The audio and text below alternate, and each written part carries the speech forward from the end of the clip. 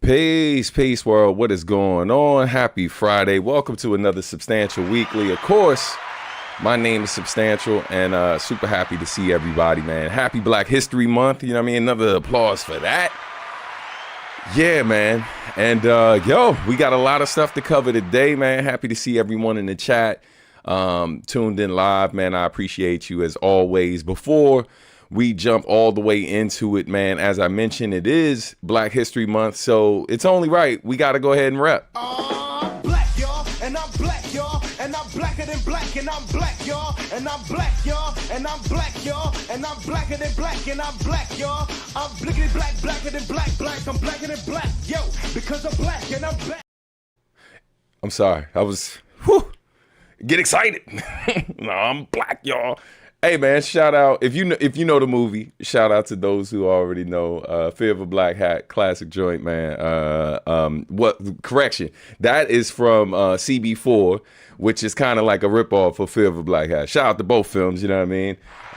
Little fun Black History Month fact for you. But yeah, man, happy Black History Month to everybody. Shout out to everyone in the chat right now. Shout out to my man Early, aka Bird Boogie, who was in here first per usual, you know what I mean? Shout out to Shot-Town Warrior in the building. Nice afro, what up, what up? Who else we got up in here? Let's see. Hey, been a rough week oh man, sending blessings your way, fam. Hang in there, brother. All right, nice afro, what up, man? Already Friday, super real. Yeah, the week has gone by pretty quick, man. Stem G, peace to you. Uncrowned Otaku, peace to you as well. Shout out to Kev. We got 2 of 3 Kevs in the building. Let the council of Kevins commence. And happy Mochi. Yeah, man. Happy Black History Month. Absolutely. Yeah, yo. So, we got so much to cover today. Before we jump into it, definitely want to a couple quick things. First and foremost, man, sending love to anyone going through it right now. As we all know, it's a lot still happening in this country, and it's trying times. So definitely to those on the front line, man, be safe. We appreciate all that you're doing and stuff like that. To those working behind the scenes, man, continue to do what you do. Fighting for the lives of so many being affected by what's currently happening and what's been happening in this country. But also, man, to those going through anything personal, man, just sending love your way. I can definitely relate. My family's been having a rough go at it for the last few months as far as health challenges. As I mentioned last month, we lost a family member on my wife's side of the family, and then my cousin passed away as well. Rest in peace, Vanessa. And then this week my sister Lisa had a scare, man, so definitely send some prayers up for her. She just got home from the hospital yesterday and is feeling a little bit better, but definitely has some changes affecting her life over the next few months and stuff, and we're just grateful she's okay. So shout out to any of my family that may be watching this. I would definitely encourage you to reach out if you haven't already. Or any of the homies, friends who are the family we choose. Any of those of you who know her personally, has met her at the shows and different things when she's come through over the years. Been one of my biggest supporters, if not my biggest supporter, since I was young. So yeah, man, it's been a lot. It's been a lot. So I definitely feel you, Shot-Town Warrior. I definitely feel everybody's going through it in their own way, man. Just sending love your way. You know what I mean? But yeah, just wanted to start off just acknowledging that. And man, we got a lot to cover today, so I'm not gonna waste too much time talking in circles. But real quick, Aquarian Peace, what's going on, Aquarian Ninja? Happy 2026 to you as well.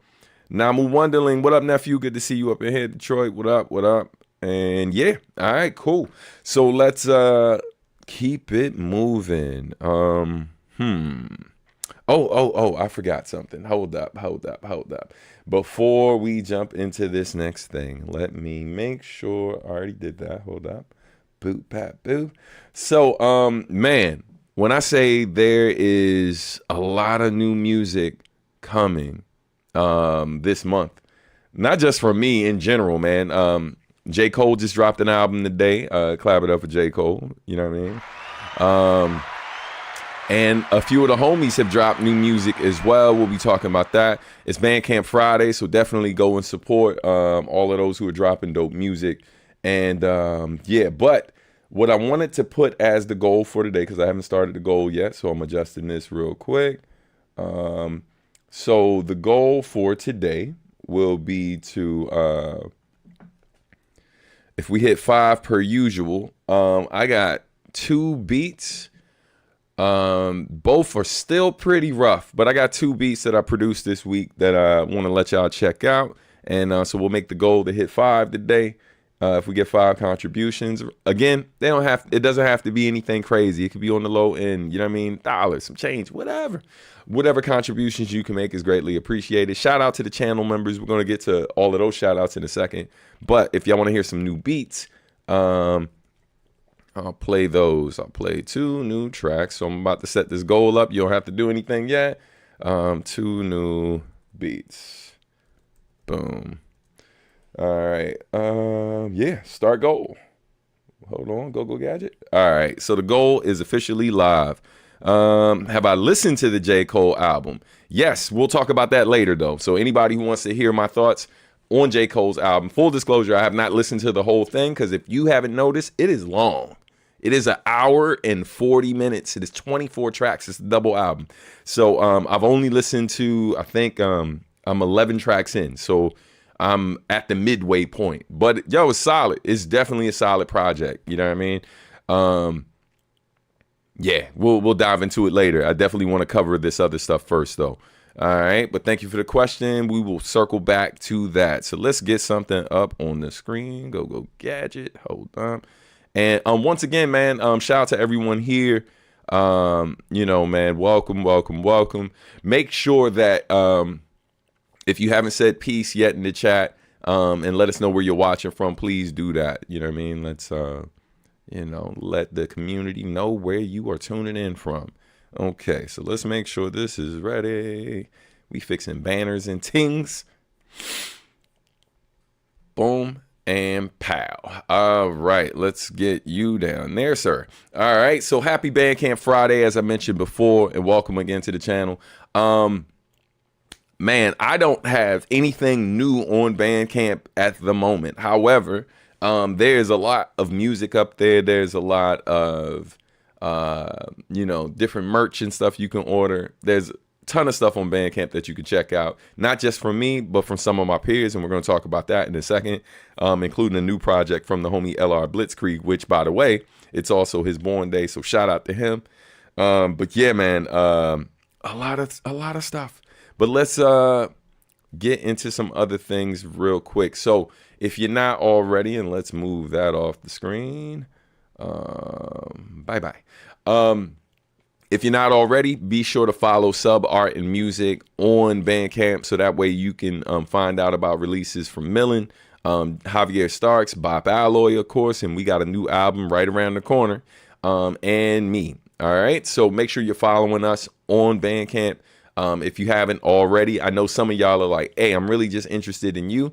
No, listen, you know, that's fine too. However, supporting the homies, supporting my fam. These are all artists I work with. I manage both Millen and Javier Starks. And I, you know, obviously I'm one half of Bop Alloy. Supporting Marcus D is like supporting me. Supporting Millen, supporting Javier is like supporting me. So if you love what they do, please support what they do. The same thing for the homies MCMI, and The Plague, Q&5, all of the different folks I'm affiliated. The folks at Hypnot, so on and so forth, man. Like, so there's so much good music out here. I'm grateful that people support me, but I spend a lot of time bigging up the people I work with, and they are, you know, a musical extension of what I do. A lot of the inspiration, a lot of the things I've learned over the years, I have learned from these amazing artists, from Kokai, to Tone Deaf, to Pac FM, to Mr. Mech, or Mech Rashawn as he goes by now. So many artists. So definitely, regardless of whether I got new stuff out, there's a lot of other great stuff to support, as well as people I'm not affiliated with. So, yo, we all appreciate your support for keeping us off these poles. Please and thanks. You know what I mean? But yeah, let's keep it pushing. So once again, man, thank you to everyone who is a member on the channel. Whether you're a member here on YouTube or you're a member on Patreon or Bandcamp, it is all appreciated. Thank you so much, man.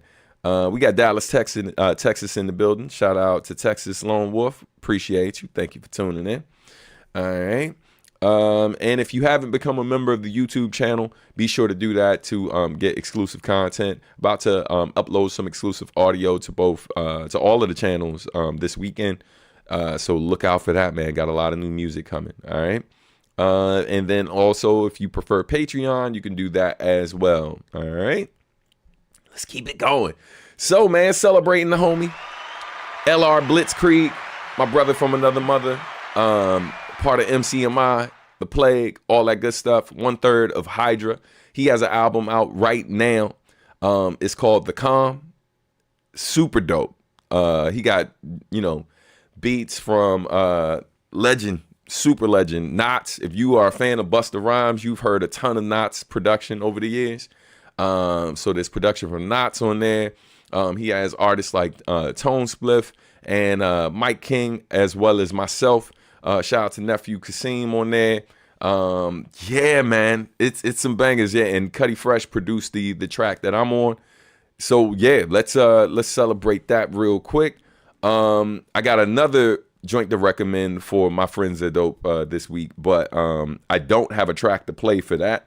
This is a track. We're gonna start with music early. So again, man, we're gonna play this joint right now, and then we can play some instrumentals later, some unpolished joints. These joints aren't mixed, but joints I literally made this week. I made Tuesday and Thursdays are like my studio days now with this year's schedule. So definitely check that out. But let's hear the track if you have not heard it already. Hold up. Go Gadget. Boom. Think I got it right here. Hold up. I'm slipping. All right. So this track that we're about to play is from the homie LR Blitzkrieg's album or EP that's out right now called The Calm. Definitely worth supporting if you haven't checked it out yet. And this song that we're going to play, I played it on the show before, before it was released. And now you're about to hear it again. That's if I can get my phone to stop tripping. Hold up. Boop, beep, boop, doop. Oh, is it not there yet? Oh, that sucks. Hold on. We're going to try to play it from a different place. Go Gadget Bandcamp. LR Blitz. Man, they trying to do my boy dirty right now. LR Blitzkrieg.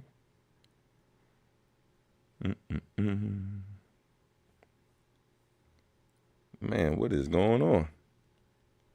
Sorry, y'all, for the technical issues. Just want to make sure we find this joint. All right, I think I got it. Yes, found him, and there's the joint. Okay. All right, so once again, new song from the homie LR Blitzkrieg. It's from his project out right now called The Calm, and the song is called The Last Leg. All right, available on Bandcamp right now. Here we go. Just making sure that is. Oh no, you are tripping, making me look bad in front of company. Hold up, hitting play.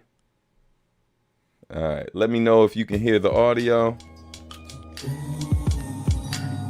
Give me a thumbs up in the chat if that's coming through, okay?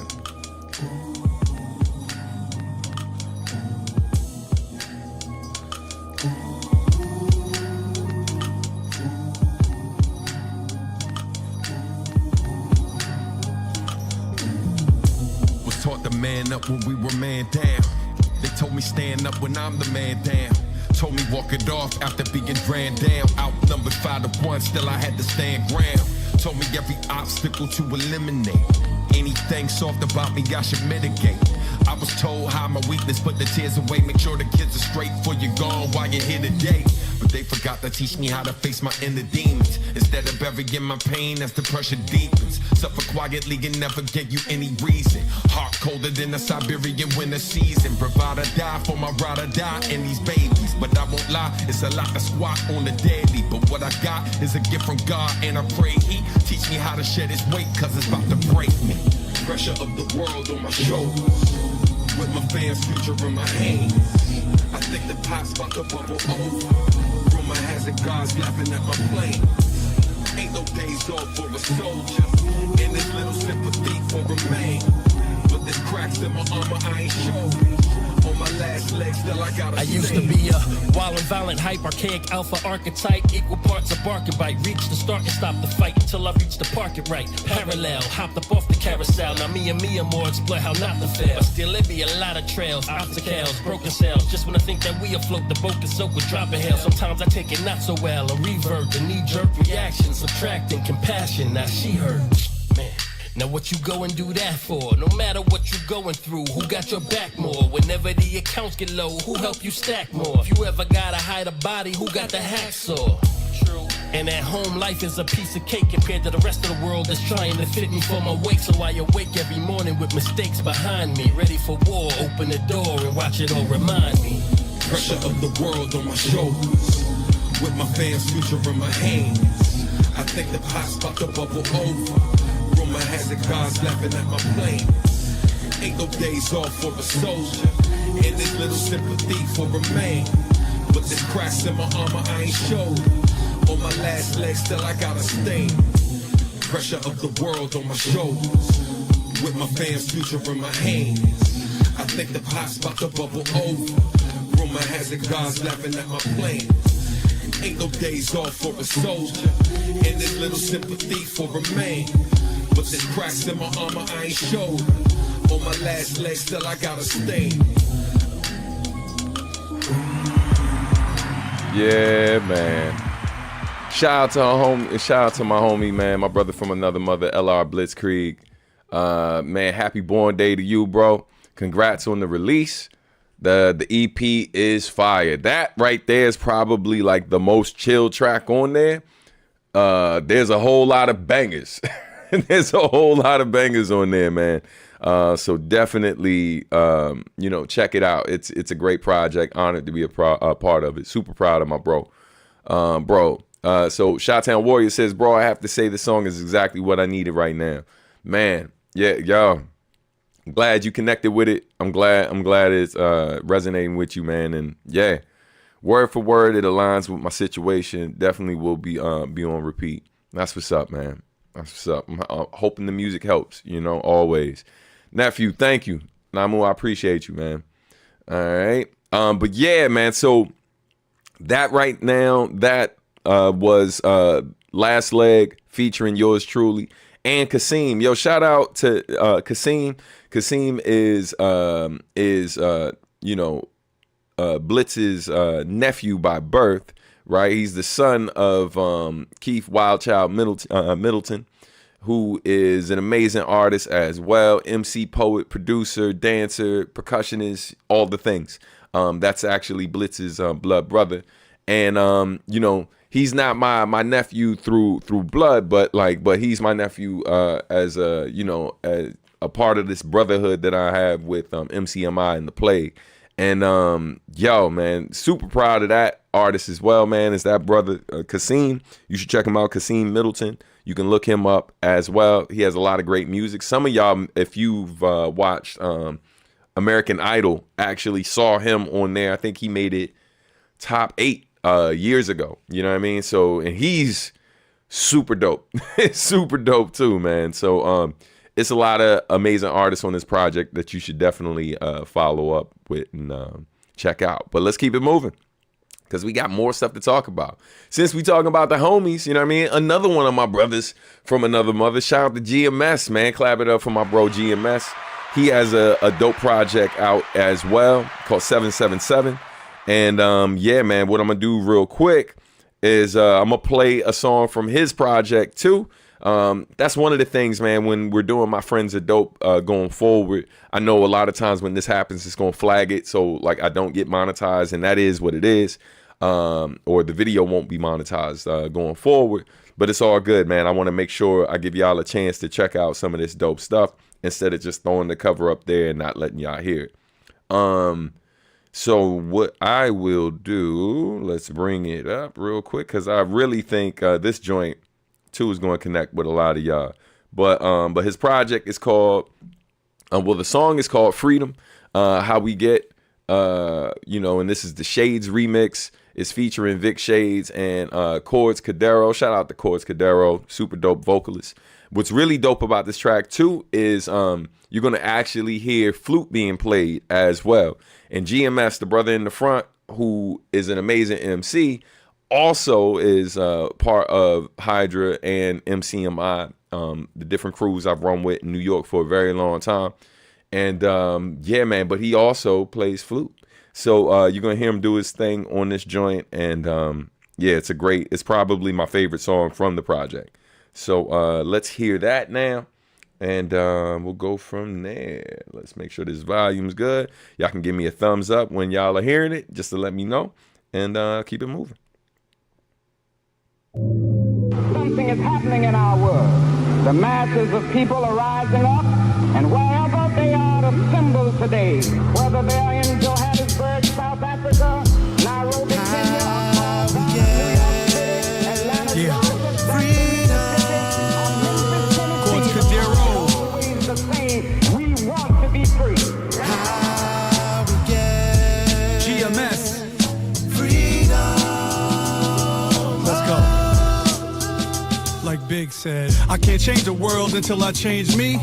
So every day I rise up and get myself free. Freedom from racism, global empiricism, sexism, anti-Semitism, all the hate and venom that really gives them the power, they loving it. Fighting ourselves instead of dealing with the government. Freedom from hypercriticism, elite lyricism. Haters who can't see my vision, I let the rhythm hit them. Freedom from cynicism, so many in the system still living in prison and can't escape the recidivism. All these problems in the world, steady stressing me. Wanna know how we get freedom, chords bring the recipe. Together, no matter how high the mountain, lost souls wandering, searching for light and truth. Knees on the planet, head to the clouds, praying for salvation. Oh, every day we battle with others and ourselves. We are really talking about humanism. Sadness overwhelms us, happiness seems so far away, away. No, I can't give up, not today. Who is freedom and do we really need him? How would he be dressed? Whatever suits his interest, we greet him. With open arms, the sheep swarm. Whatever it keeps warm, but it'd be colder to touch when it's storm. It's been warm, but freedom, know you ignore it. So we locked it away and stored it where you can't explore it. And we complacent in whatever situation, as long as we got our PlayStation and get right on vacation. But there's a catch, freedom may give you that, but expect you to give him back. Hand out, coming to collect. Whatever freedom project, you intercept. You wide into the network built by an architect. Hiding behind the shadow, no need to be all direct. Ain't looking for no respect, he just wants you to pay your debt. In order to keep the illusion alive, your intellect is his for the keeping, but screw it, we even, that's the price for freedom. Won't stop, no. Never stop. Won't stop till I reach my freedom.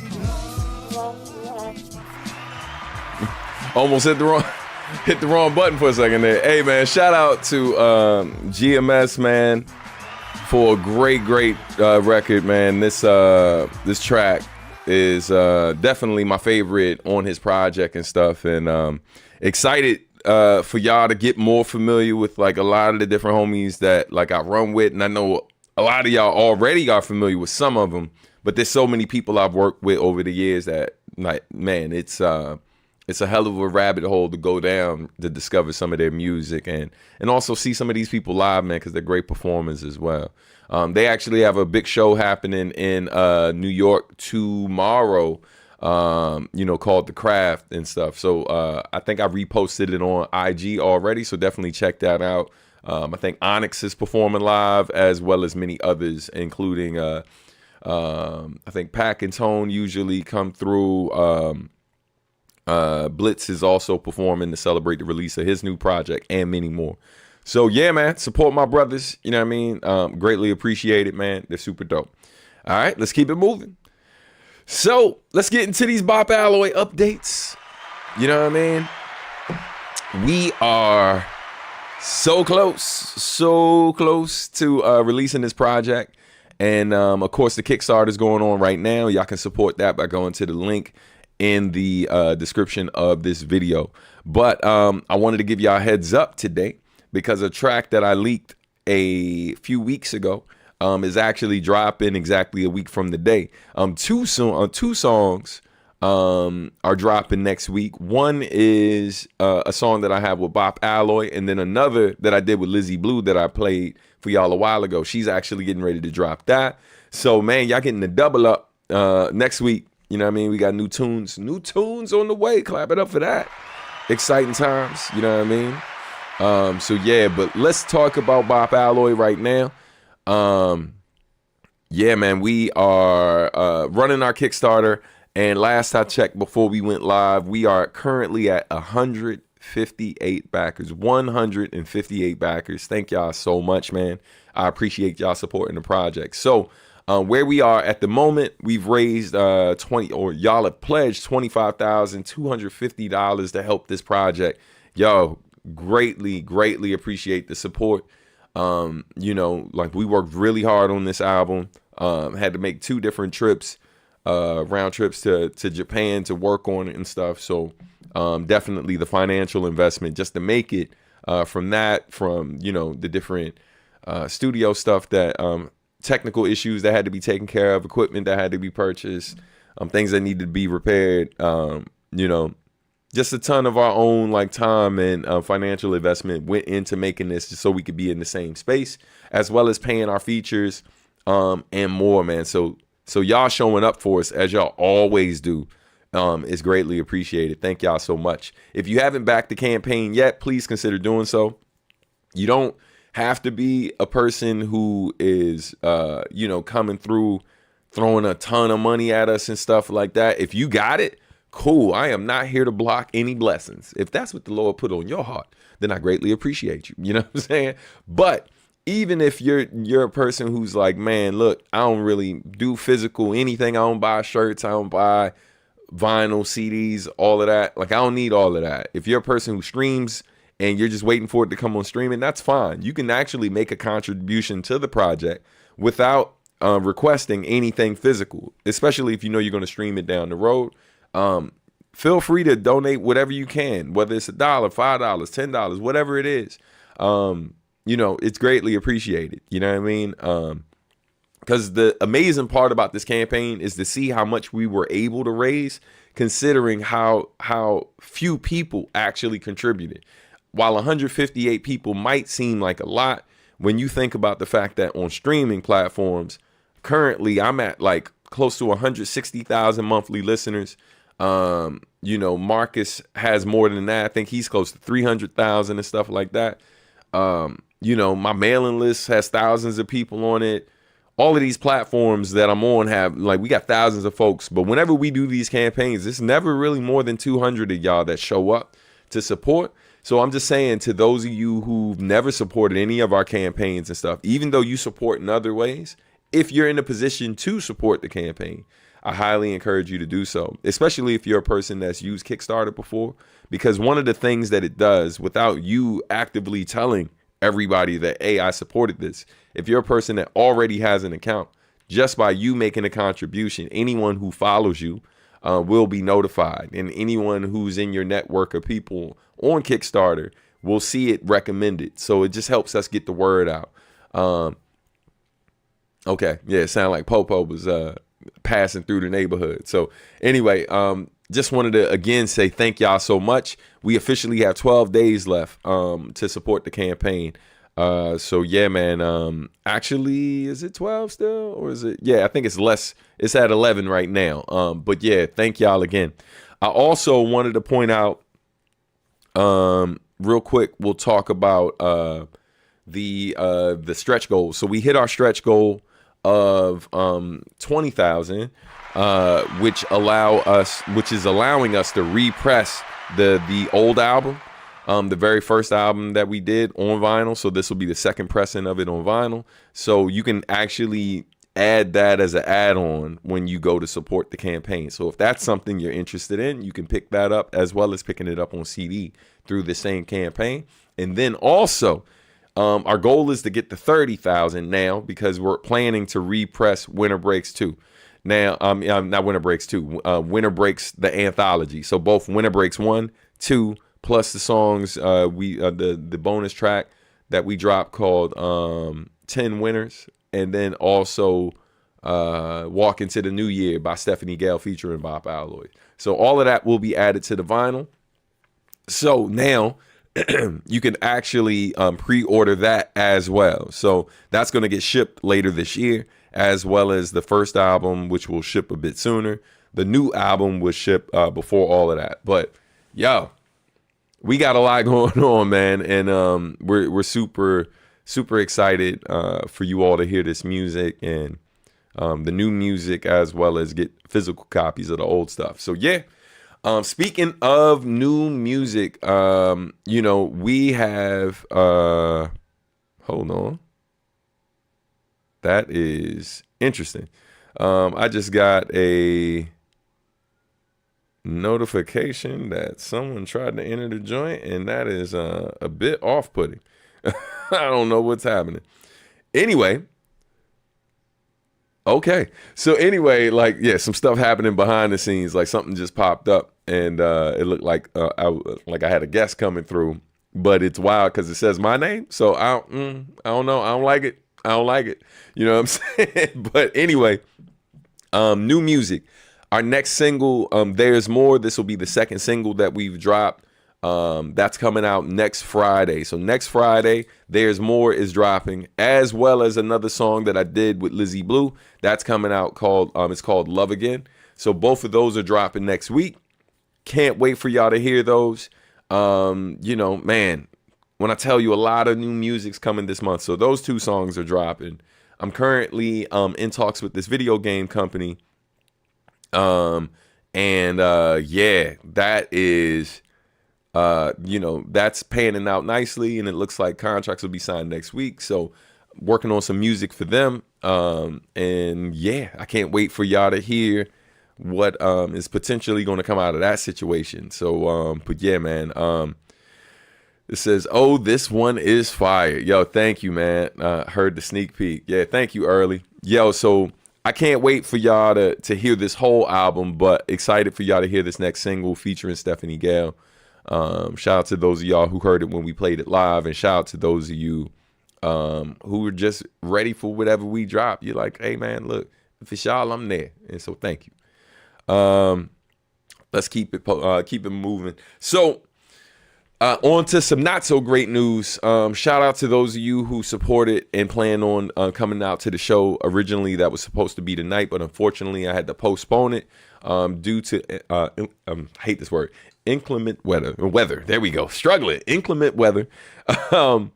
So basically, there's a snowstorm that hit our area that greatly impacted our region. Man, like it's still like a ton of snow left from that. And we actually have snow showers in the forecast for today. Literally, the snow is supposed to start around the time I would have been checking into the venue, getting ready to do sound check and all of that.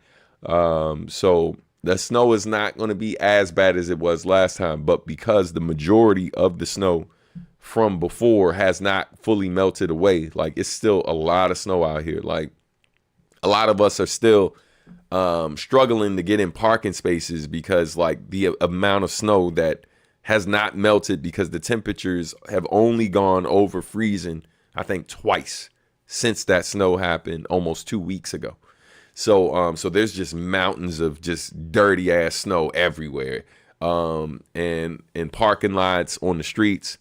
I don't know if I'm not this happened recently, but yeah, man, like I was driving the other day, and like this road is 3 lanes, and then there's a turning lane that comes up, so it goes into a 4th. So as you're pulling up to the light, it's nighttime, right? And you can't really see super far down the road.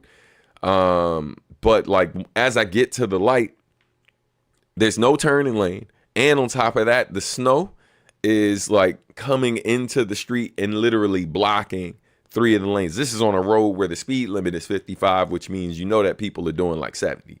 And so, just like if someone doesn't see that and they're flying down there, like luckily the light turned red for me, but I had to like swerve at the last minute because of how the snow is like spilling out onto the road. And this is like this is not a, it's not a road where people are driving slow on. So like, it's really dangerous out here. And I definitely didn't want, the audience to be affected by this. And super apologies to those of you who are planning to travel from out of town. Because I know a lot of people made plans and stuff like that. And it had already spent money. I completely relate because I lost money as well. On flyers and a long list of other things like paid promo online and stuff. Money I can't get back. That's pretty much gone. And, and we still got an event to throw. And on top of that, we ran into a double booking issue with Crescendo, who initially told us they were available. No love lost. It's just we got to find a different venue if we want to do it on April 17th still. So, yeah, just a lot happening. So hopefully the venue situation will be secured by next week. Shout out to DJ RBI, who's been in talks with a few different folks. And I have a meeting on Monday. And so hopefully the Think Different Tribute Jam will be back on for the spring. Initially, we were looking at April 17th. And so as of right now, that's still the ideal date that we're looking at. But it may get pushed back if the venue situation doesn't resolve itself immediately. So, to be continued. I will keep y'all posted, man. Thank y'all so much for your patience. As annoying and frustrating as this is for anyone who was planning to come, please believe me when I tell you it's extremely frustrating for me as well, considering we've literally been prepping for this since last year. Like plans for this year started immediately after the last one ended. So, so it's been a lot. Early says, we could have been snowed in at the show. That would be low-key kind of equally a nightmare and fun. Yeah, no. I mean, I hear you, but nah, bro.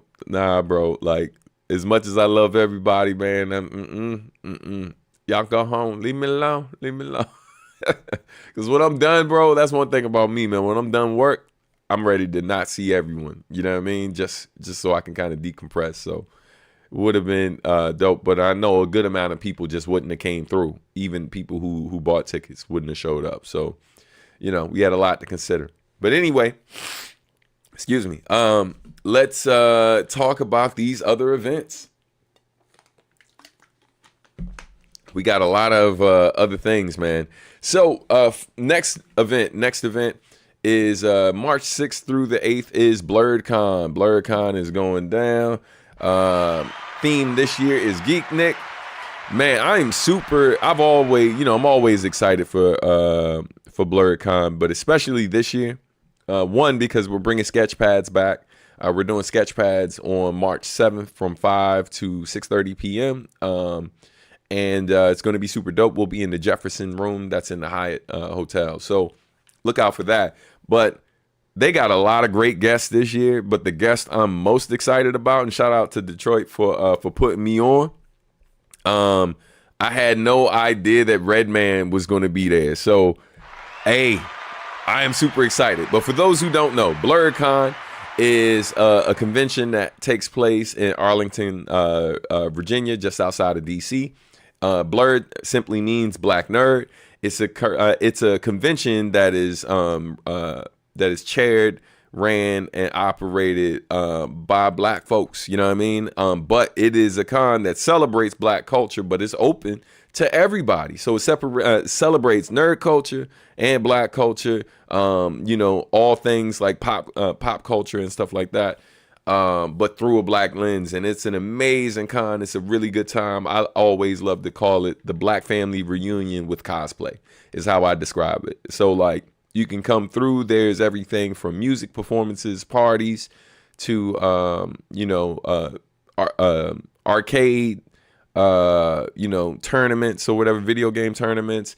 If you're like, oh man, I'd come, but I'm not able to schedule an appointment with my barber, don't worry, they got barbers there. You can literally schedule an appointment with the barber at the convention, talk about your favorite anime, what happened on the season finale of Sakamoto Days while you're getting lined up. Like it's a unique experience, man. I love BlurredCon, so definitely come through.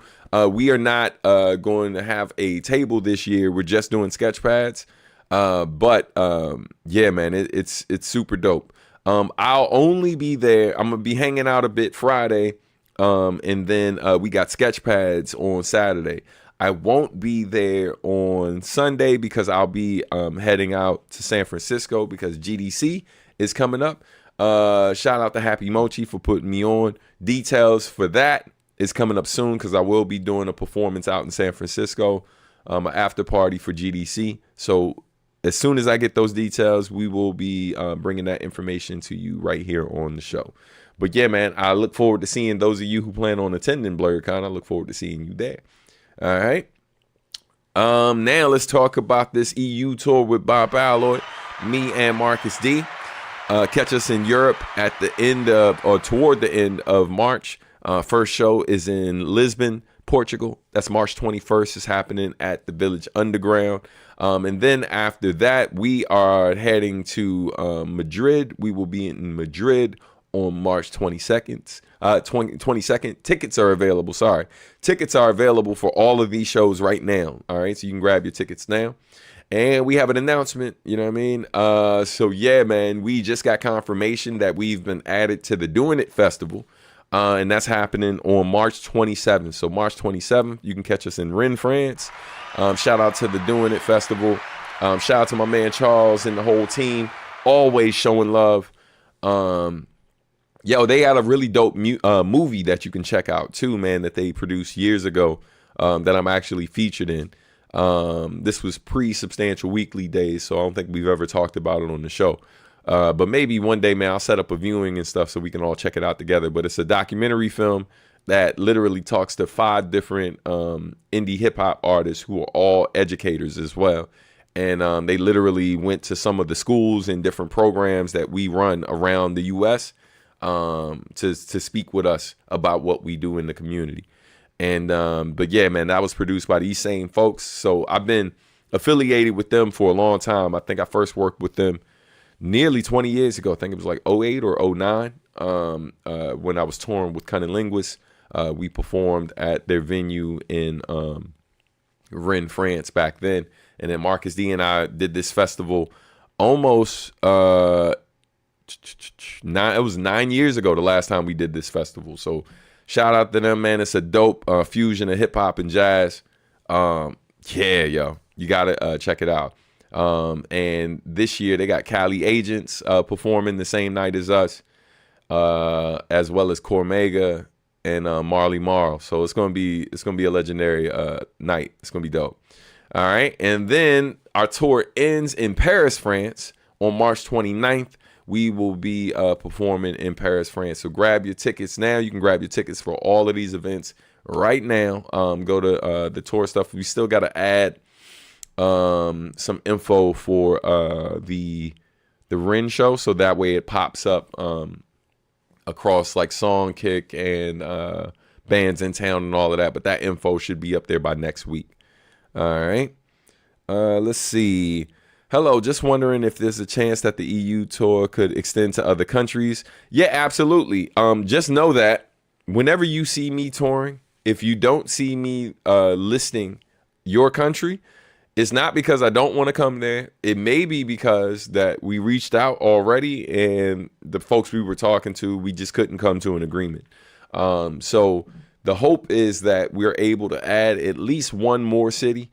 But there are no guarantees. We're trying really hard. We still have a couple of dates open on our schedule, like March 28th. And then we have the 23rd through the 26th still open. We're in talks with 2 other cities right now. But, you know, we're getting very close to being a month out. So we don't have a lot of time. And you know, and we have standards, right? Like we got a certain rate that we're looking to do.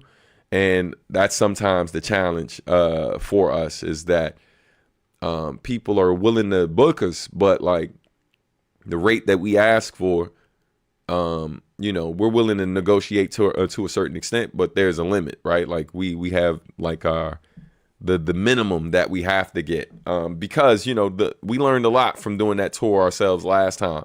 And like, you know, I lost money on that last tour. And, you know, that we did like almost 10 years ago. And it was partly because we were trying to do everywhere. And what you learn doing this, and I'm an educator. So anytime y'all ask questions like this, I'm going to give y'all a very realistic picture of it.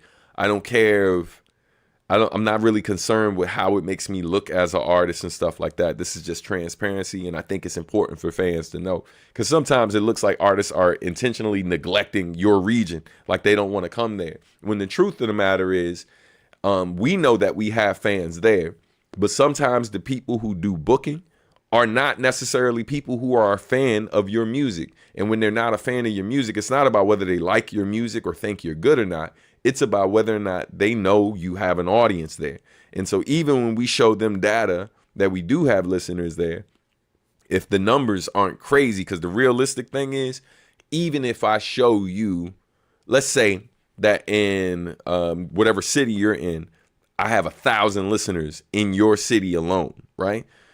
To a lot of artists, that may seem high, or to the average person, that might seem high. But then you got to consider, like, that means that I'm not really going to be able to do a venue that's bigger than 200 people. And even that's pushing it, because realistically, Spotify and all of the streaming platforms, the vast majority of people who listen to us on these platforms are what are called passive listeners, which means that they are not people who come to shows mostly. They are not people who buy merchandise mostly. They're not people who spend money on music for the most part, right? Like outside, they pay money for that service, and then we get our pennies or fractions of a penny from that service. Because a lot of times they're not even listening. They're not going to our artist page to listen to us. They just listen to us on a playlist that's already been crafted, right? So because they're passive listeners, we can't even really look at that number as an accurate reflection of how many real fans we have in that region, which means that if, let's say, you have 1,000 fans or 1,000 listeners based on information that's provided from one of these platforms, realistically, less than 5% of those people would show up to anything, just based on consistent data that I've seen in marketing and stuff like that. And so that's why, like, for example, me and Marcus have hundreds of thousands of people who listen to us on streaming platforms, right? Hundreds of thousands of people who listen to us on streaming platforms per month. But when we do a project and we promote that we got a new project coming, pre-orders are usually like somewhere between 100 to 200.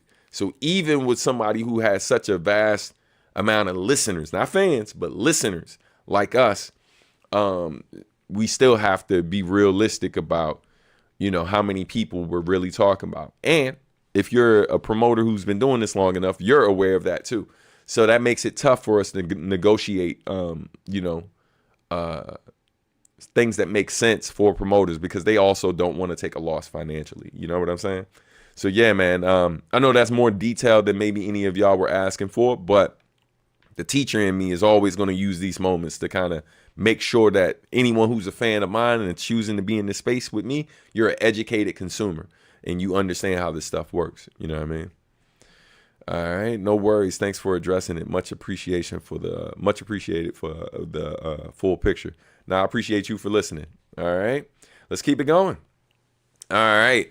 Later this year, you can catch me at MomoCon, May 21st through the 24th. I'll be performing that Friday, which is May 22nd, with the homie Alan Z, Aztec, Megaran, Stolen Drums, yours truly, and of course, and the homie Zed Tabani. The concert is called From Adult Swim to Lo-Fi. It's going to be a super dope experience. It's our second year doing this concert series.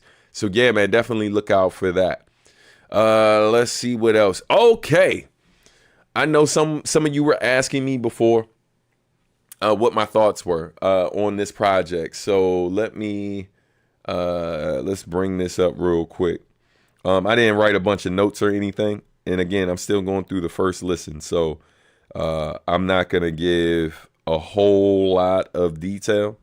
I'm gonna just kind of give my initial impression.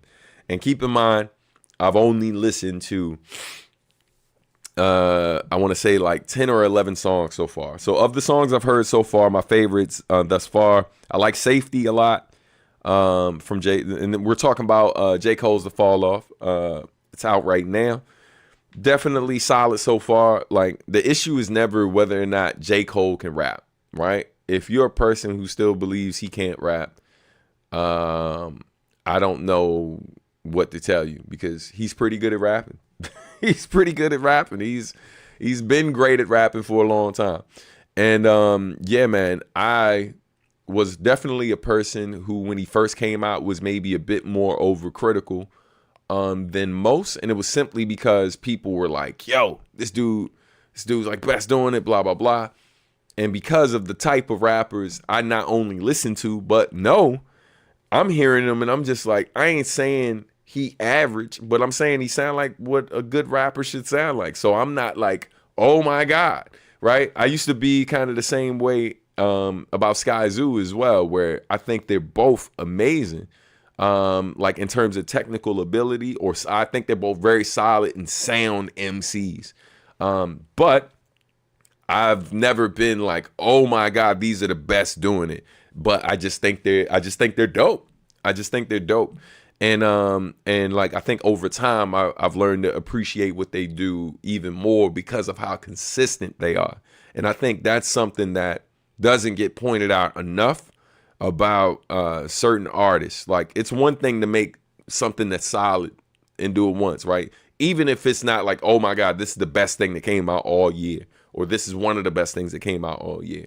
I think one, they're definitely, we become desensitized to a lot of different things. But one of the things that we get desensitized to, that we don't talk about enough, is when someone's consistently good or consistently great, and how we're so used to them being good and great that, like, it's like we almost treat it like it's not an accomplishment. You know what I mean? Like, they're not as good or as great as or better than a majority of the folks out here. And so to be consistent for a long time and make things at a certain level for a long time is a trait that doesn't get celebrated enough. So this is me saying, yo, salute to J. Cole, because he's been consistently at a certain level or higher his whole career. And not a lot of people can say that. So here, giving J. Cole his flowers for accomplishing just that, and showing appreciation. Same to Sky Zoo as well, man. The tracks that I love so far from the album, or really dig so far from the album. Remember, I've only got up to like I'm at track 11 right now, so I'm closing in on the midway point. But the ones I love so far, I like Safety a lot. I like Run a Train is dope. I'm digging Bunts Road Blues is really dope as well. Really digging that too. So those are like the standouts for me so far. Of course, I gotta run through it a few more times and stuff like that. Hey, what up, Bad Films in the house? You know what I mean? Make sure y'all subscribe to Bad Films YouTube channel. They are responsible for the Salt and Pepper music video, which is amazing, and are currently working on the To This Union documentary. By the way, if you want to contribute to the documentary, you can support the Bop Alloy campaign and actually select to donate a little bit of money toward it, so that way you get a shout out in the film credits. when it comes out. So just wanted to point that out. But shout out to Bat Films, man. Shout out to Dimitri in the house. But yeah, man, I think that production wise, the beats on the project's crazy. Rhyme wise, like, yo, this dude, J. Cole is so technically sound, fam. You know what I mean? Like, he's just consistently like great in terms of his delivery and stuff like that. I think maybe the issue I have with him is like, you know, I definitely still feel the way I felt about like how the battle situation went down before. I'm not one of these people that hate that. I don't hate that he apologized. I hate that my criticism about him apologizing with the stuff with Kendrick was that if you're going to do that, you know, just I think you also need to take a step back in terms of talking about like, yo, you ready to go at it with whoever wants smoke, this, that, and the third. Like, it's kind of like the backpedal like is mature in some ways, but I feel like the immaturity that may, or the misstep is that like, yo, you got to understand that if you're out here consistently asking for smoke and then some come your way and then you act like you want it, you basically you step in and then step back and be like, you know, never mind, and then you give a long spill as to why not. Like, yeah, I think whatever smoke that comes along with that decision, you brought on yourself. And that's largely not because you apologize, but because of the energy, the cockiness, and don't get it twisted, because he's so technically sound, because he's so dope. Yeah, of course he gonna talk his shit because yeah, he's that good.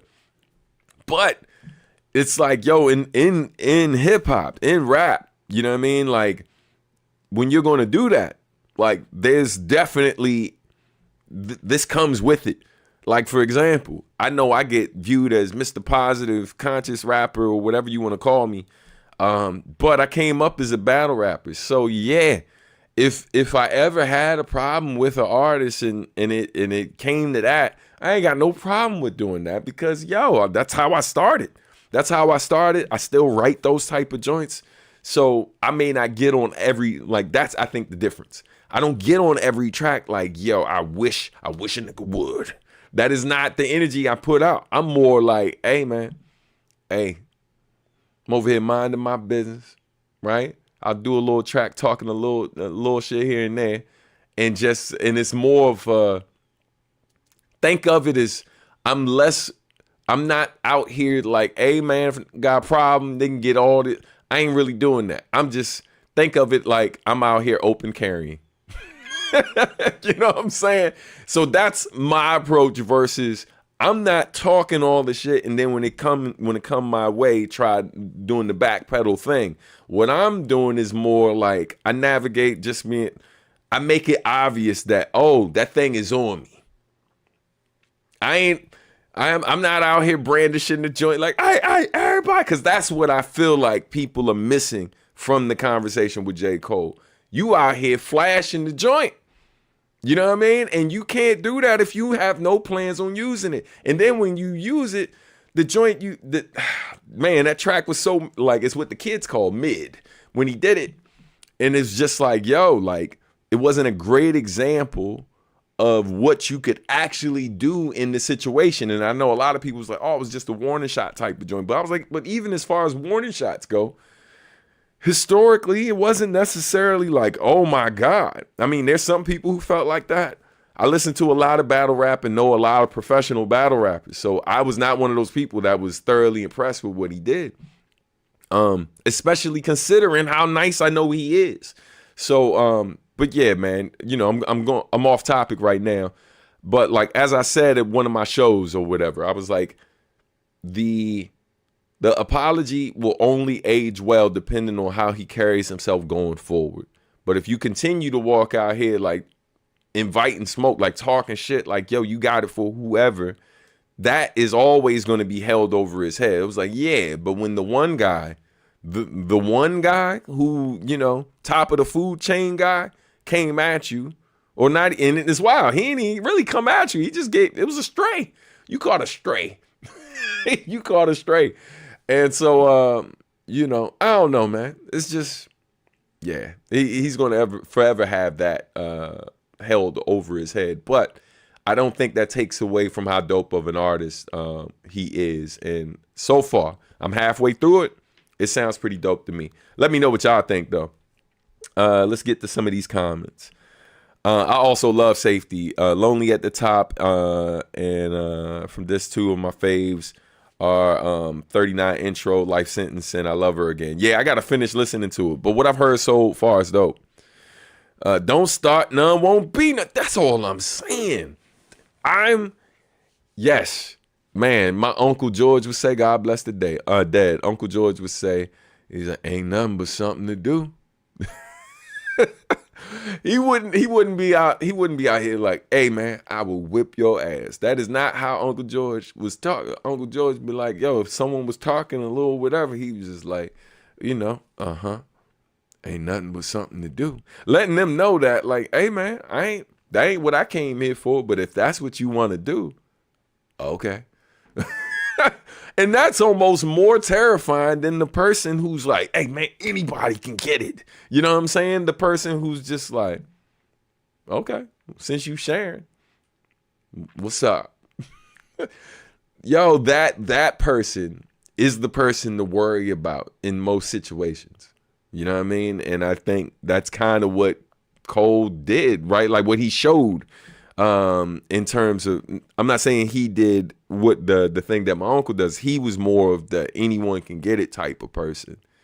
But then when the person showed up with the whole ain't nothing but something to do, it turned into something else very quickly.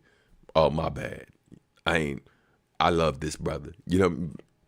And listen, I think it was the smart thing to do. I don't know how well it would have went for him. You know what I mean? Because I think that people mistake J. Cole's delivery, the type of music he make, how talented he is, how skilled he is. I think people mistake that and the fact that his music may be more palatable than Kendrick's music on the surface, because, you know, Kendrick, what he does with his voice, like for a lot of people, it makes him harder to enjoy, right? I'm a person who's loved Kendrick for a very long time in terms of the music he make, but I gotta be real. Like when I first started listening to him, I didn't love his voice instantly. It took me a while to get past that. It's why I didn't really fall in love with Chance the Rapper stuff immediately either, because I didn't like his delivery on a lot of his older stuff. At least his voice, his choices.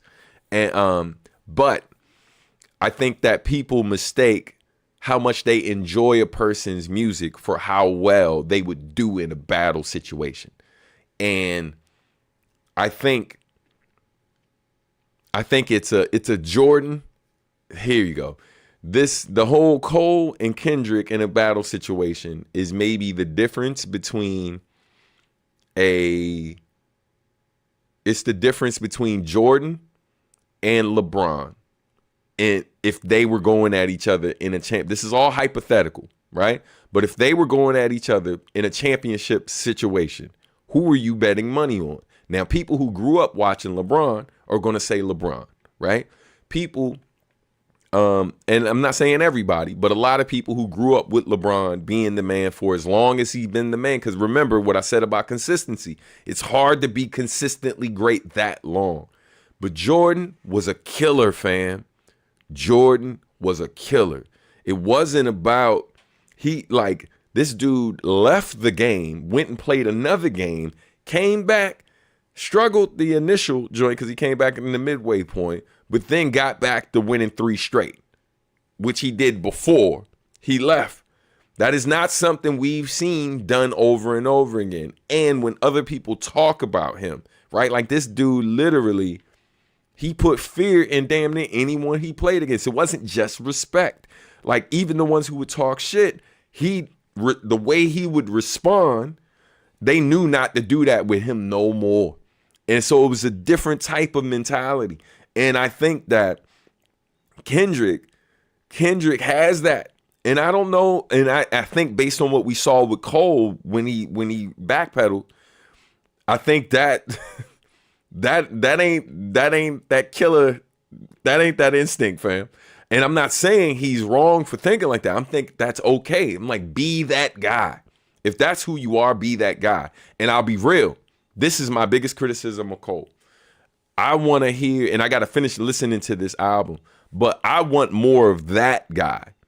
I want the guy who apologized and the heartfelt stuff he said. I ain't saying he don't put that in his music, but I feel like he puts more of the whole, like, the shit talk, like, you know, like my people from the streets, like I'm talking a lot about the shit I came up around, and like, you know, I'm cursing a lot on this hook, so certain people from where I'm from can feel it a bit more, instead of really just kind of tapping into his vulnerable shit like whole time. Like I really want more of the vulnerable side of him and less of the I'm better than all you, because I think all of us already know you are better than most of these people. So I don't really need you to convince me as much. I just want you to open up a bit more the way you did in that joint. And again, when he does that, and he has done that, and he continues to do it, he's done it on this record. But I just want more of that. I kind of want more of that and less of the shit talk. But I think he knows, like a lot of us know, that if he did more of that and less of the shit talk, less of the, you know, out rapping dudes stuff, like he probably would sell less records or maybe get less attention, because people love to hit you with the, oh, he boring, blah, blah, blah, because that's what they do with Kendrick whenever he gets on his very reflective stuff. Like it becomes, oh, he's boring, he corny, he blah, blah, blah. All of the stereotypes. Trust me, I'm a person who lives in this lane. These are all the things that they say. That's why I love doing events when a lot of the people who don't really know how nice I am are at these events, and I mix it up where I'll give you some of the vulnerable shit, but I'm going to bar niggas up too.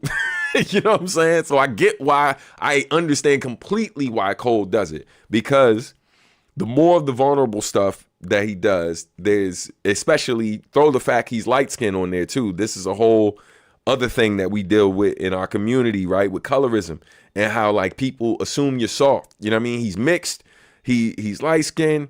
He's making these songs talking about personal stuff and being vulnerable or whatever. So now he's trying to balance it out by making these harder tracks, these things or whatever that his quote unquote his people would feel, his niggas from the streets would feel. And I'm not saying it's performative. I'm not saying that's not really who he is, but I wouldn't be surprised if he's playing up to one side a bit more to kind of keep some of that criticism at bay. I don't know this. Right. And I'm comfortable with saying that, because I think one of our biggest problems in the world nowadays is people speak with certainty about shit you actually don't know about. You don't know. You believe. And believing is not knowing. So I believe, and I'm telling you, I don't know, but I believe that's when I hear his stuff, that's what I'm hearing. You understand what I'm saying? But going back to that analogy I made before, he's not the killer. He's not the killer that Kendrick is. You understand what I'm saying? And I know people will debate that shit all day. And as people love to say in the comments, debate with your mama. I am not here to debate. I'm giving you my assessment as somebody who actually does this. Whether you respect the level I do it at or not, I've been doing this over 20 years. I've been a battle MC. I know professional battle artists. Like, I'm telling you what I'm seeing. And like, and strictly from like a competitive thing. That's the difference. That's the difference I'm seeing. All right, let's get to some of these comments. Says, that's fair. To be honest, I don't think J. Cole knew how far Kendrick and Drake were going to take it. Yeah. He you know, like even Kendrick said in his first joint, like talking about keep it a friendly fade. And it's wild because even in that joint, you know, where he's talking about just a friendly fade, some of the things he's saying, I'm like, I don't know if that's going to be possible after you said that. I don't know. Because I've been in lots of battles and there's certain lines. No, I'm lying. there's definitely things I've literally said to my friends in battles that if we didn't know each other, we probably would be fighting. I've definitely done that. And it's never resulted in that because I think it's like with comics, right? Like, you know that you're at a comedy show. So they are habitually crossing the line. It's part of what comes with their profession.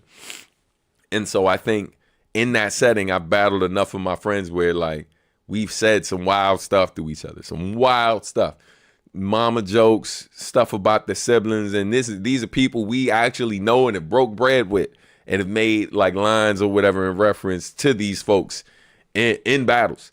And so yeah, I think he went in, but the stuff he said in his joint, like, you know, one of my criticisms about the joint at the end of Mike Delete, what was it, 7-minute drill, was just like, when I first heard it, I said this to my man before he made the apology. I'm like, bro, you don't believe what you just said, right?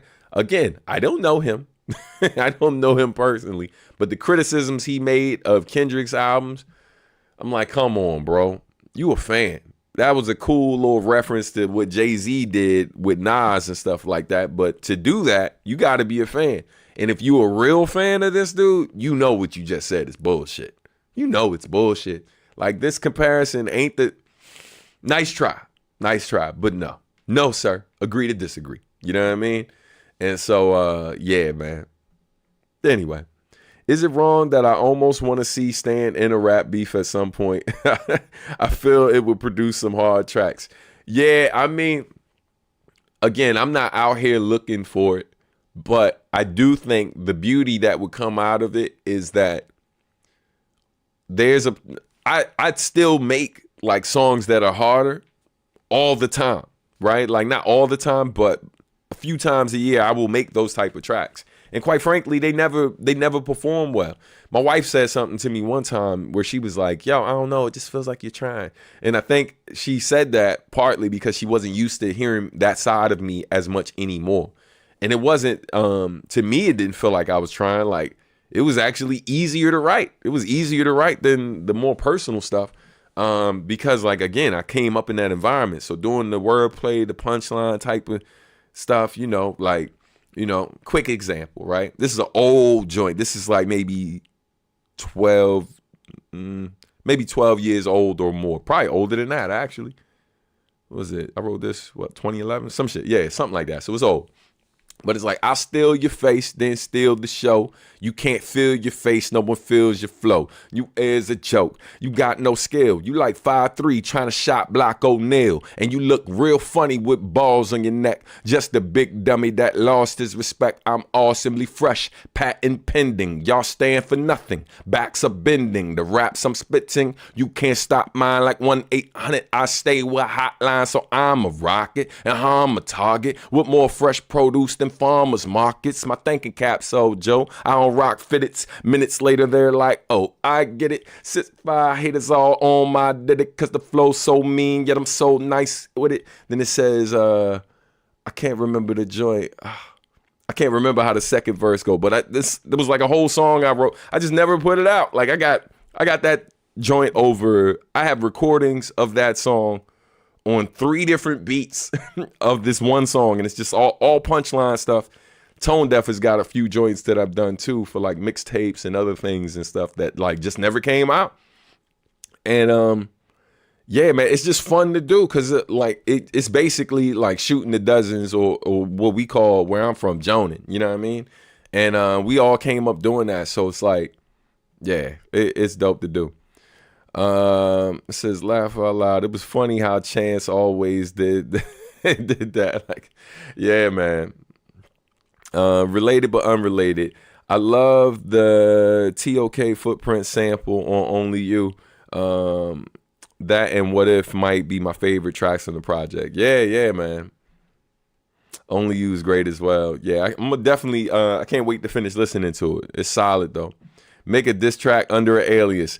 Yo, you know, it's funny, man. I've thought a couple different times to do like an alias and then like release certain tracks that, you know, I just got to figure out, because I have a very distinctive voice. So I just got to figure out what I'm going to do about that.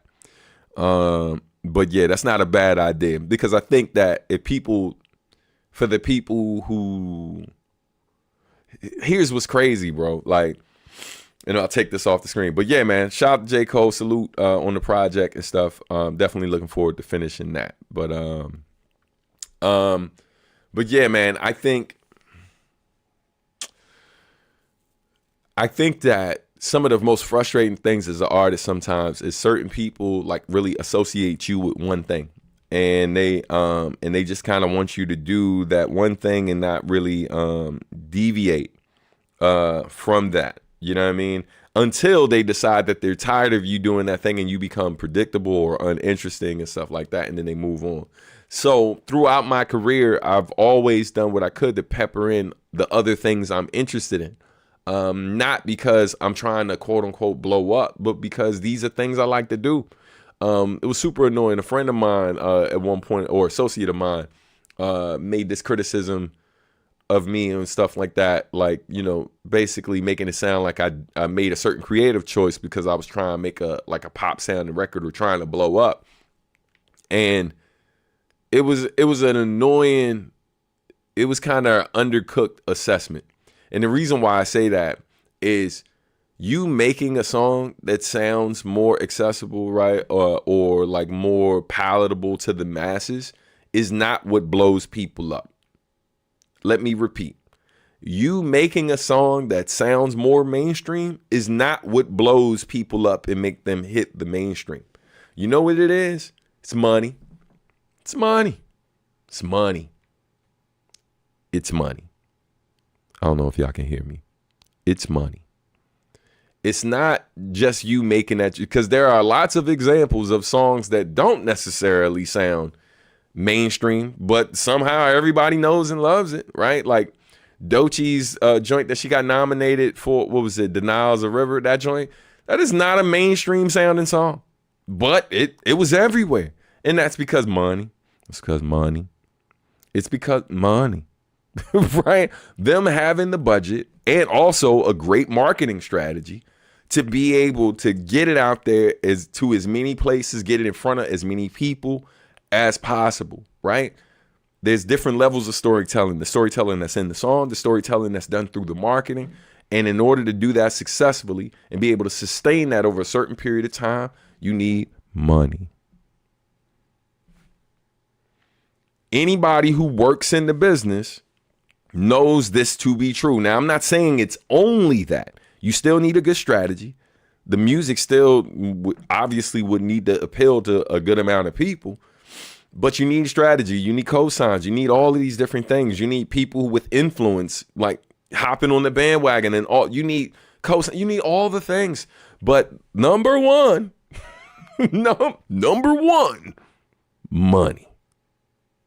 Okay? Like, yo, everything you see and hear in this industry is paid for. Everything. Even the indie folks. Listen, my man Early Bird's in here right now. Bird Boogie, right? He might have left actually, but Bird is up in here. Bird is indie. He's doing his projects himself. Next time he's here, you should ask him about how much he spent as an indie artist making his projects. I ain't even talking about promoting them. I'm just talking about making them, because making them costs money. Just to make it costs money. But then if you want it to reach more people, sure, part of that is, you know, it needs to be objectively good, right? That's part of it. But then you need budget to market and promote. And the thing is, no matter how creative you are and no matter how good you are at this thing, if you do not have a way to get it in front of more people, right? And then keep in mind, even if you're not spending money, you be like, wait, but this person was able to. I was like, right. And they did what? They spent a lot of time. They spent a lot of time doing the research, figuring out who to send it to, how to create this, how to blah, blah, blah. Maybe they didn't have a lot of money, but they had a lot of time. And they say time is what? They say time is what? Time is money. In other words, time is a resource, just like money is a resource. Just like people in your network, it's a resource. So if money saying it's because of money doesn't make you feel comfortable, then the next thing to say is it's because of resources.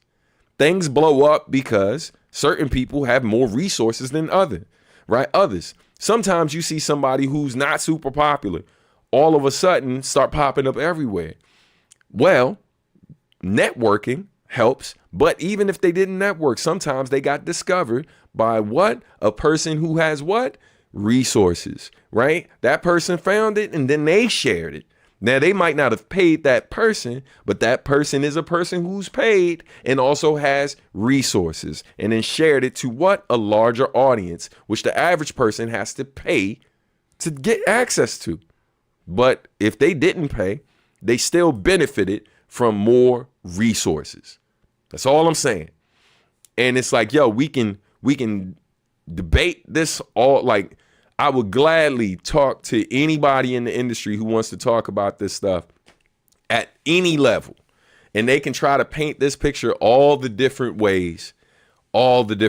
Because guess what? If you got a team of people working with you, even if they aren't getting paid, they may not represent money, but they do represent a resource, right? My team is me and my wife.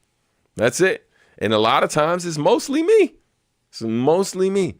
So, but my wife is a hell of a resource. She has amazing skills when it comes to like marketing, knowing how to communicate on a certain level, knowing how to create certain things. So we are a team of two mostly. Occasionally we, my oldest daughter contributes and stuff like that. So with our business, like, yeah, sure. But I know other folks where it's like, man, they got a team of 10 people. What's wild is like, they got all these people and their stuff isn't necessarily making what mine's making, but they have people that's willing to be in the trenches with them because they're seeing the bigger picture. And so currently they may be like a level under where I'm at, but they're on their way. And they technically, when it comes to bodies, right, like people willing to do certain work, they got more resources. And let me stop downplaying. I do have other people, but I'm talking about the ones who are working consistently every day. It's mostly me and my wife. But then shout out to Happy Mochi. She's helping me here, help me build the joint. Shout out to Tone, who mix and masters some of my stuff. You know what I mean? Of course, Marcus D when I'm working on Bop Alloy stuff. So absolutely, I got a team. But I'm talking about the day-to-day team.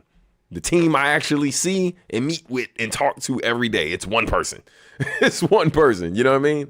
So, so I think it's important for people to really understand how this works. And I think the masses at large doesn't really know how this business works. And artists benefit from that ignorance, right? And it's not a nefarious thing, I don't think. I just think that like it's not necessary for you to enjoy the music, but it does impact how many people know that music exists. You see what I'm saying? So make no mistake about it. The reason why more people know about Nujabes now is because his passing had an effect on that. But prior to his passing, his music was featured in an anime. That anime had what? A larger budget to market and promote and get more eyes on it than he ever had to work any of his projects. That is a fact. This is actual fact, right? So now he's benefiting from what? More money, more resources, more exposure, wider audience, right? Then of course, you quote the Jada Kiss line, like, dead rappers get better promotion. Then he passes away, right? Of course, that like in the streaming, not just the streaming world, but in marketing in general, anything that deals with extreme emotions, whether it's someone giving hot takes to piss everyone off, right? Which we see all the time, like, people who are just anti everything, right? Or got a problem with everything, right? It's why like so many of these channels that like, how people like literally just become popular for being a hater, you know what I mean? And so like anything that creates extreme emotion, right? So whether that's sadness, happiness, anger, anything that is like tapping into that, is gonna do well in this industry, right? In these spaces, it's gonna do well. So his death, just like every other artist who's died or whatever before their time, or sometimes or tragically, like they see a pop, they get more exposure. Now, here's the crazy thing about that is now they their legacy, right? It doesn't just benefit the people like me who work with them. The other people who choose to create content solely dedicated to that is a way for them to leverage this newfound popularity and stuff like that, bring more attention to what they're doing, etc., etc., etc. This isn't me calling out people. I'm just telling you how this industry works. Okay? I'm just saying. And now I'm going to stop because I got to thank people because y'all are here funding dreams and keeping me and minds off these polls. And I'm busy over here ranting. So let me thank everybody. You know what I mean? For doing what you do. Hold up, you know. Hey, man.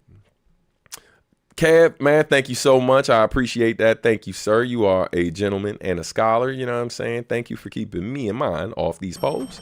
You know, super shout out to who else got in on the action. Blazing Black, man, thank you as well. Appreciate you so much, man. Once again, thank you for keeping me and mine off these polls. And then who else we got up in here contributing? Stem G, man, thank you, fam. I appreciate you too. You know what I mean? All of y'all, man, thank you. Yeah, we are technically only two contributions away from hitting our goal, which means if y'all want to hear some instrumentals and stop hearing me vent or explain how this industry works to y'all, then definitely, man, if you can make a contribution, I appreciate it. You know, it's not about how much, it's more about just like contributing to the overall community and all that good stuff. Oh man, that's Second Con gifted a membership. I know it doesn't show it as counting toward the goal up here, but I'm accounted toward the goal. So we technically need one more contribution and then we can hear some unreleased instrumentals today. But yo, let's see. Chile says, to be real, I've always hated this business / technical side of it because I prefer to use all my time creating, but I know without it, you'll just go hungry. It's super real. A disagreement, it wasn't like anything like an argument or anything like that, but something that Marcus D and I disagree on, right? And that's, you know, that business can be an art form, right? And of course, like he was just like, you know, he shot that shit down, right? This is something me and Kokai agree on, but Kokai and I also we also both you know, we do a lot of consulting, right? And helping people kind of build out their vision. And I absolutely feel as though it is, there's an art to it. Like when you do it well and you are working with others to accomplish a certain goal, there's a lot of finesse that goes to like getting to accomplishing certain things. So there's an art to it. You know what I mean? Brainstorming and all of the different things that happen behind the scenes that aren't necessarily money focused, but like you're still tapping into creative to a creative side of you to come up with a unique business plan. For example, our Kickstarter campaign. And yo, super thank you to everyone who just contributed. We hit our goal. Clap it up. Man, y'all are so dope, man. Thank y'all, man. Blazing Black just contributed again. So did Second Con, who also donated a membership, and Chi-Town doing what he can. Man, yo, thank y'all, man. I really appreciate it, yo. And I don't mean to be putting like extra pressure on y'all and nothing like that, because I know a lot of y'all contribute in other ways. I'm just also, you know, this is the old saying, my church folks say, you have not because you ask not. And I'm a person who gives a lot of myself without asking for much in return a lot of times. And that sometimes does not work out to my benefit, but that's not why I do it anyway. Like I'm really enjoy doing this with y'all, but definitely this helps. So thank y'all. So I'm gonna cue those beats up. I'm gonna play that in a second, but just finishing my thought. When I talk about, the ones who can, man, I can right now. Thank you, fam. I appreciate that, yo. Shout out to, man, y'all are showing off right now. Uncrowned Otaku just gifted a membership. Thank you for doing that, man. Appreciate all of y'all for contributing today. Thank you. So, but yeah, to finish the thought. So, like with our Kickstarter campaign, right? We come to the public asking them for funds, right? Now, here's the thing. It's important to point out a couple things. Number one, that like we released one song from the project, and that was over the summer. But when we put up the campaign, we didn't even drop new music per se. We just put it up, and then people showed up in droves. Now that has less to do with business and more to do with the quality of music we've produced over the years. But I'd argue it also does have a little bit to do with business as well, right? Because part of business is understanding how to deliver a quality project, which isn't just the art of the music that's on it. It's the visual art that you're seeing on the cover of it. It's the quality in terms of like what because for example, if we're going from a business standpoint, solely a business standpoint, then I'd be trying to cut costs so we could put money. Like, and when I say business, I should say underhanded, right? Like if I'm trying to do more underhanded business, keep more of my pocket and give less to you, then I wouldn't be trying to press the stuff on 150 or 180 gram vinyl. I wouldn't be doing that because that's more expensive, right? I also wouldn't me and Marcus wouldn't be talking about doing cover art that's like embossed and stuff, like where you can feel the texture, right? And making certain parts look a little bit different than this. We also wouldn't be spending a ridiculous money on like Shuhei coming in to do the art. There's all these different things. And one might say, well, those are artistic choices, right? Those are artistic choices that also benefit us business-wise, right? So absolutely, there's an art to the business. Like we could go ahead and make the music sound the same and give you a shitty quality version of everything else, and that would impact us business-wise. But part of the art of business is understanding that to make this sustainable and for us to be successful long-term, we need to maintain a certain level of quality, and that the moment that dips, that support will dip as well.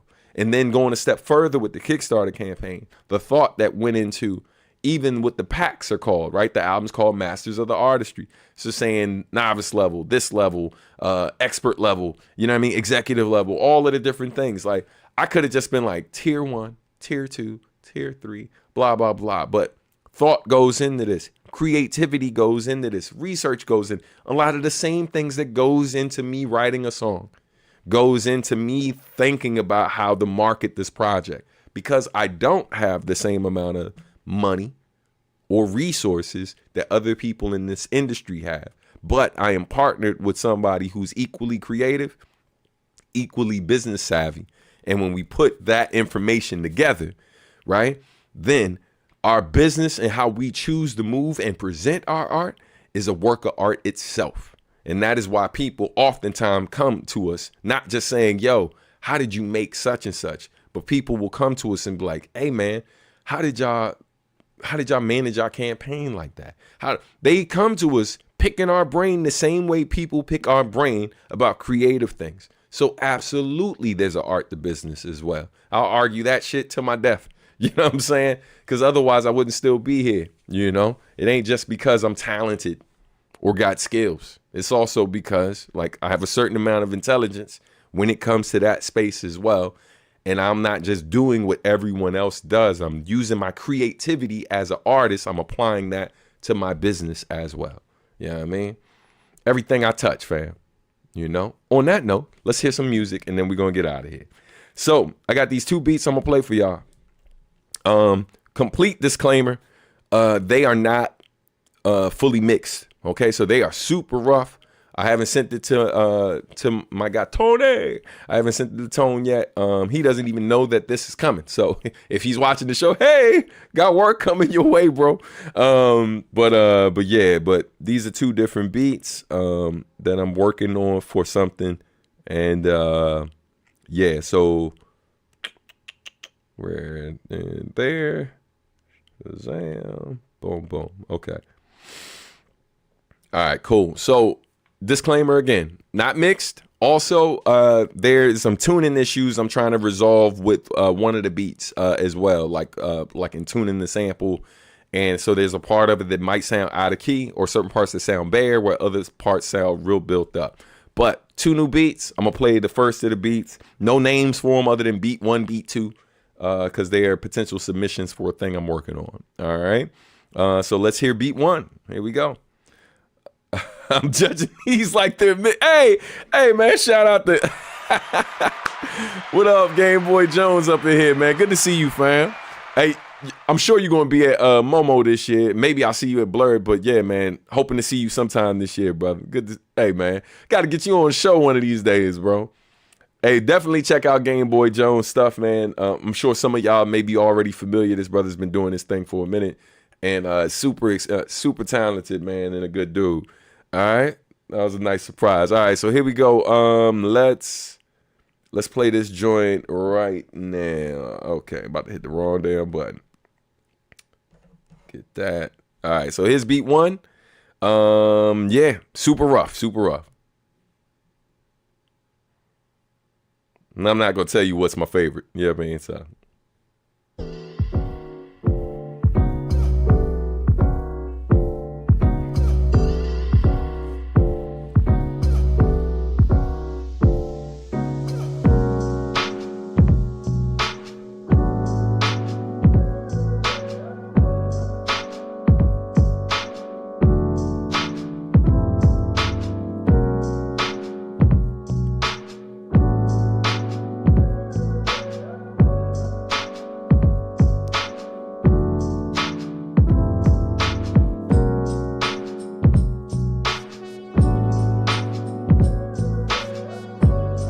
And let me know if that's coming through. Give me a thumbs up or something like that.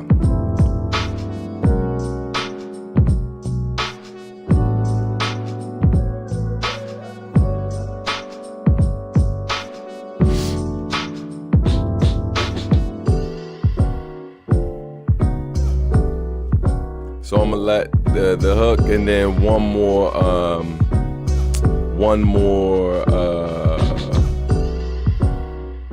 verse of this play, and then we'll go to the next one. All right. Thank you, fam.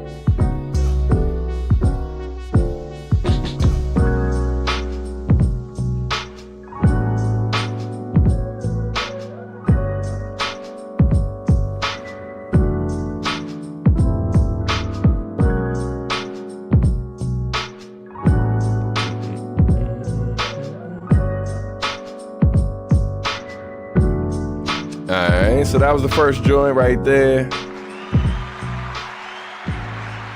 So we're gonna hear this next one. Thanks again to everyone for making a contribution today. You know what I mean? Let's get this next joint queued up. So this is beat 2. Both joints made this week. Like, you know, we're gonna see what direction they want to go in. You know, the beat is fire when it makes you want to freestyle, but you don't rap. 1000%, man. I appreciate that. You know, that's what's up, man. Shout out to Game Boy Jones again. So here's beat 2. Beat 2. All right, this one's a little more. Yeah, it's a little more. We'll see. Again, rough draft.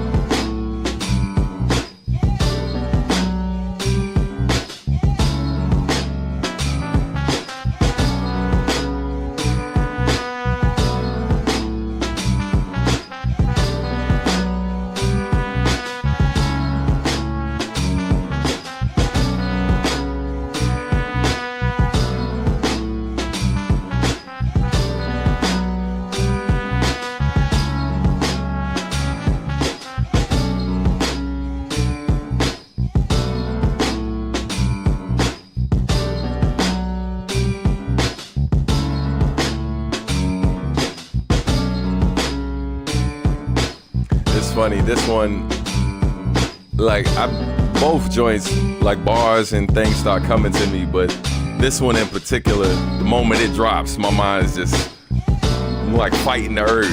You know what I mean? Yeah, thank you, fam. Hold on now, the horn's setting this joint off right now. Thank you, fam. Lately, I've been getting hints, lingering fragments to sit, still everything. Hey, dope.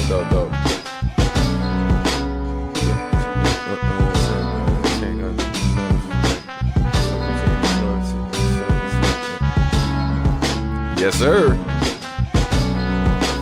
But yeah, man. Hope y'all dig those joints. You know, rough stages. Definitely rough stages. Definitely wanted 2 chill like tracks, but like one to feel like they're chill in different ways, right? Like one still has, it feels like a little more aggressive or a lot more aggressive, while still kind of keeping a certain chill atmosphere. Yo, man, thank you, fam. Second one though, why can I hear Steph vocals on it already? Ooh, yeah, Steph make everything better. I mean, that may not be a bad idea. Thank you, fam.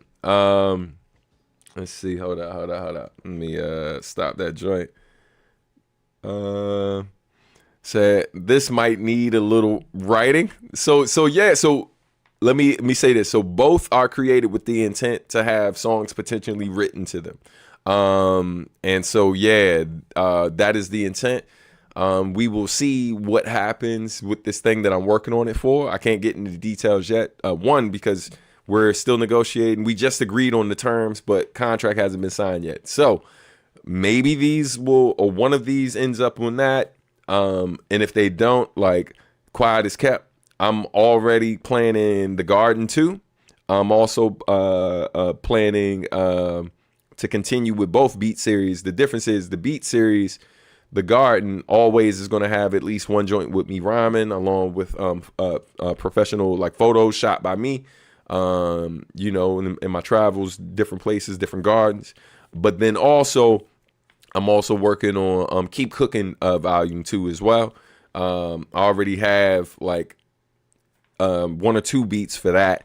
So, you know, so more instrumental joints are going to be coming, like maybe not, I don't know if I'm throwing any of them out this year. It's probably going to be next year, at least one of those 2. So regardless. And then I also already know the title of my next solo album. So so like I can see one of those 2 joints definitely being on the next solo if it doesn't get picked for this project that I made it for. So yeah, man. Yeah, keep cooking. Yeah, this definitely one definitely makes me want to rap even more. So yeah, for sure. Yeah, the beat got me writing a couple bars for real. That's what's up, man. Do you have an overarching concept to the next solo album, kind of like how Adultish had a cohesive theme? Yeah, most of my albums, I think my first album is the only one of my albums that didn't have a cohesive theme. You know, it was really just kind of like, that album's really just like my overall introduction. But yeah, I have a title, and then I have ideas on how the theme could work with that title. You know what I mean? So what I'm debating is if I want to make it as,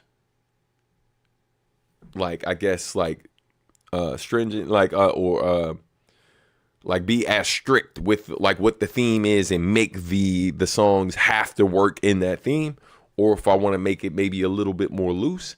So I'm kind of on the fence right now about that, because I have a couple beats already, and I have the title.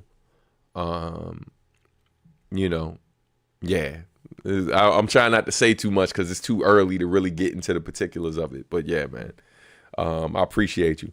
But yo, and like, if y'all got any more questions, now's the time to ask. Otherwise, I'm gonna get ready to wrap up. You know what I mean? But definitely, man, you got more questions. Hopefully, you know, I can answer those. And thank you so much to everyone who contributed today. It's greatly appreciated.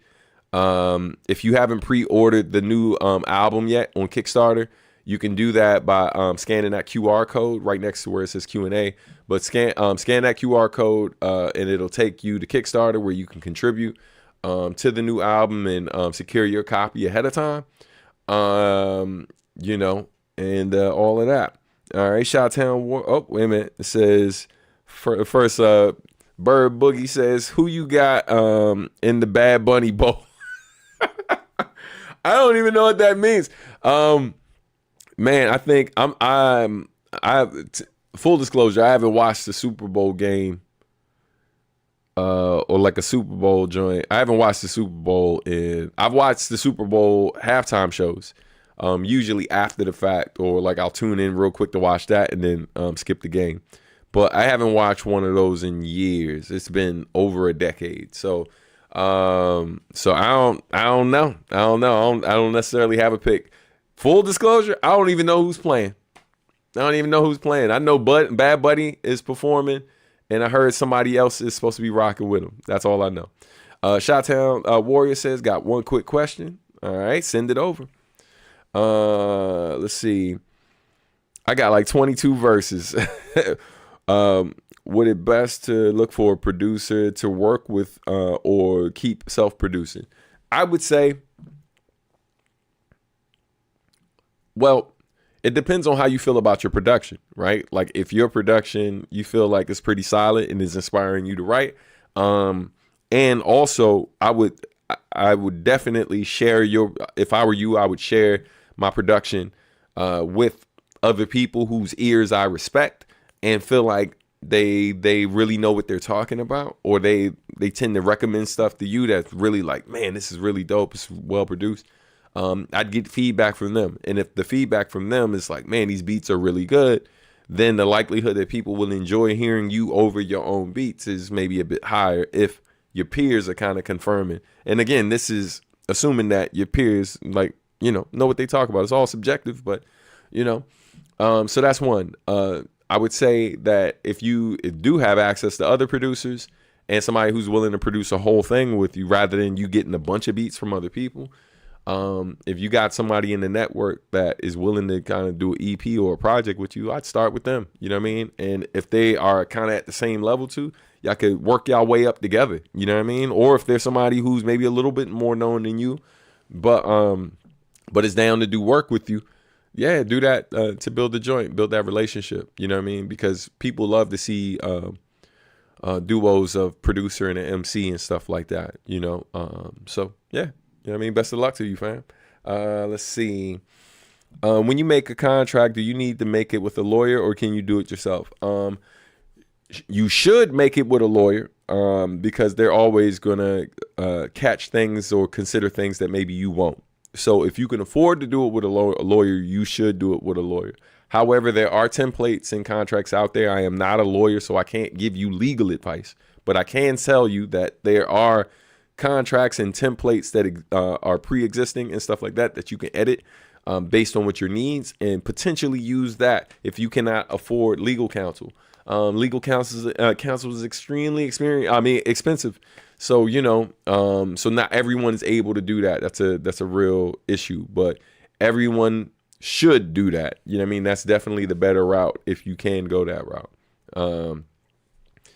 On the Kickstarter, will there be opportunities to get those tier pack items / bundles outside of Kickstarter if I wanted another tier besides the one I got after the end date? So some of the items will be available after, right? However, some of the prices may go up, like for certain things, just being real with you. Because, outside of Kickstarter, like the fees sometimes are a bit different than what is being charged over at Kickstarter. So we got to keep that in mind. So that might happen. As far as things being bundled together, there is a chance that certain things may be bundled together, but you also have to remember that me and Marcus D, we are in two different parts of the world, and it's not one of us sending everything. It's both of us sending different things. So I can't tell you right now what's definitely going to be bundled together or if there will be bundles at all. But I can tell you confidently that certain items will be available later for sale. You know what I mean? So, yeah. All right. Had a merch idea. Would you consider turning some of your lyrics into posters? Yeah, and I would definitely consider doing that. I would love the chorus of Spilled Milk with a design in the background as a poster framed on my wall. Yo, it's funny. That's something I've thought about for a while, like wanting to do that with lyrics, song titles, for a while. I just haven't had the time to work on those type of designs and stuff. But, you know, last I heard, you're a graphic designer, so maybe that's something we could collab on together. I'm open to it. You know what I'm saying? Look, you mess around, design it. I agree to it. I like it. You know what I mean? You get it for free. You know what I'm saying? And then we could come up with some type of agreement where we could split profits together maybe. I don't know. You let me know how that sounds, or maybe I just pay you outright for it. But I know you got graphic design skills, so you told me. So maybe you're the one that does that, and maybe we work something out. I don't know. You know what I'm saying? Go team, go. Let's build. All right. If not, permission to make something with the lyrics must look. I didn't even read the next comment, but look, there it is. All right, man. I appreciate all of y'all, man. Thank y'all so much for watching. I hope y'all enjoyed the show today. Shout out to all of the support today, man. It was really awesome, and shout out to those of you who contributed memberships and everything. Again, man, send a prayer up for me and mine. I'll do the same for you and yours. I greatly appreciate it. To my family watching, I love all of y'all, man, and to all the fans watching who've been amazing, not just today or recently, but throughout my career, man. I love and appreciate all of y'all. Thank you. All right, y'all have a good one, man. Second Con, thank you, fam. You're a real one. You get some applause on the way out. You know what I mean? But thank you so much. All right, we're gonna get ready to. You're right about that, Bird. I definitely got to do that. But anyway, let me get out of here before I pass the 2-hour thing and I can't use the little edit tool. y'all have a great one, man. It's time for my daughter's favorite part of the show. It's time for that theme music. Who made it to the end? You made it to the end. Y'all take care, y'all. Peace. Who made it to the end? Who made it to the end? You made it to the end. Who made it to the end? Who made it to the end? You made it to the end. Yo.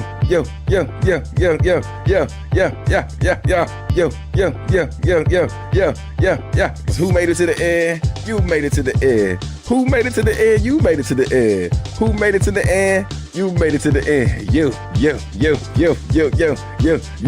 Subscribe, like, do whatever you like. Stay subscribed, like, do whatever you like. That's right.